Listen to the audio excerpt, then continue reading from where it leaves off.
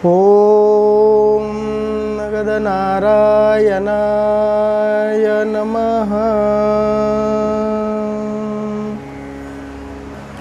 नित्य सत्य नगद नारायण, इंद्रियातीत अनंत परिमाण, वेद शास्त्र सांगती प्रमाण ईशित वाचे।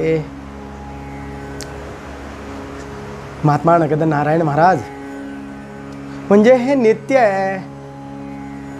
नित्य म्हटलं की ते सत्य असते, जी सत्य असते तेच नगद असते। म्हणून महात्मा नगद नारायण महाराज हे सत्य नित्य तत्व असल्यामुळे आणि इंद्रियातीत, इंद्रियाच्या कक्षेत न येणारे आणि अनंत परिमाण असलेले, म्हणजे ज्यांना आपण काय म्हणू, आपण त्याला मोजता येणार नाही, ज्याचं परिमाण करता येणार नाही, त्याला आपण अनंत परिमाण असे म्हणतो। आणि याचं प्रमाण कोण देतं, तर याचं प्रमाण वेदशास्त्र देती प्रमाण सांगते। वेदशास्त्र याचं प्रमाण सांगतात। काय ईश्वरी तत्वाचं हेच प्रमाण आहे। मग आता नित्य असते ते सत्य असते, बरोबर आहे। म्हणजे कसं नित्य म्हणजे काय, तर नित्य म्हणजे जे ईश्वरी तत्व आहे ते सृष्टीच्या आरंभापूर्वी अस्तित्वात होते आणि अंतानंतरही अस्तित्वात राहणार आहे, त्याला आपण नित्य तत्व असे म्हणतो। बघा, म्हणजे ईश्वरी तत्व जे नित्य असते, तर त्यामध्ये जर याचं उदाहरण द्यायचं झालं तर आपल्याला पक्षी अगोदर का त्याचं अंड अगोदर? अंड्यातनं पक्षी निर्माण होतो, पक्ष्यातनं अंड निर्माण होतं। म्हणजे ही जी श्रृंखला आहे ती अनंत काळापर्यंत हीच चालू राहणार आहे। कुणी असा प्रश्न करू शकत नाही की पक्षी अगोदर की अंडा अगोदर।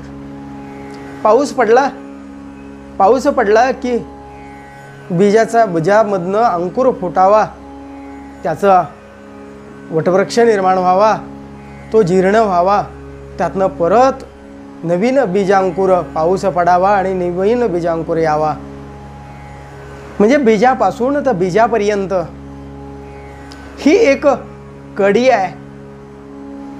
तशीच अगदी मनुष्याचं सुद्धा, मनुष्य जन्माला येतो म्हणजे अंकुर जन्माला येतो आणि जन्माला आल्यानंतर वयोवृद्ध होतो आणि एक नवीन अंकुर जन्माला घालून जातो।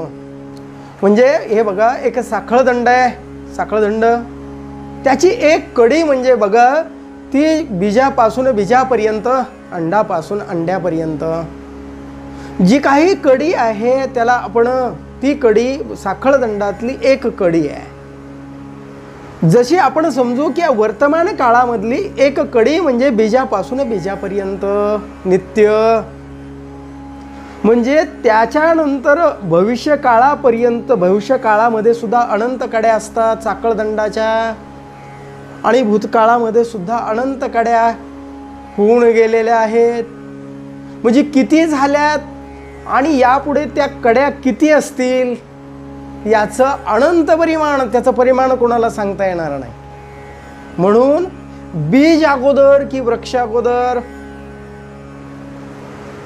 अंडा अगोदर का पक्षी अगोदर, हा प्रश्नच काल सापेक्ष ठरतो। आणि अनंत परिमाण हे नित्य असल्यामुळं, अनंत आहे त्याच्यामुळं ते कालातीत आहे, काळाच्या पलीकडचं आहे। म्हणून या नित्यत्वाला कधीही या काल सापेक्षामध्ये सामावून घेता येत नाही। म्हणून आपण वर्तमानातली एक कडी म्हणजे आपलं आत्ताचं जे जीवन आहे ते यापुढेही अनंत काळापर्यंत चालू असणार आहे। ते शक्तीचा प्रवाह अनंत काळापर्यंत चालू आहे आणि पाठीमागनं भूतकाळामध्ये अनंत काळापासून चालत आलेलं आहे।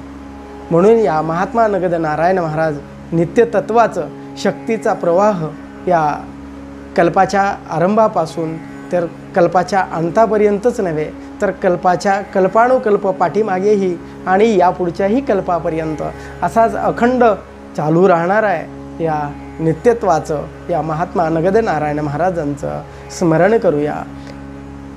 नित्य सत्य नगद नारायण, इंद्रियातीत अनंत परिमाण, वेदशास्त्र सांगती प्रमाण ईशित्वाचे.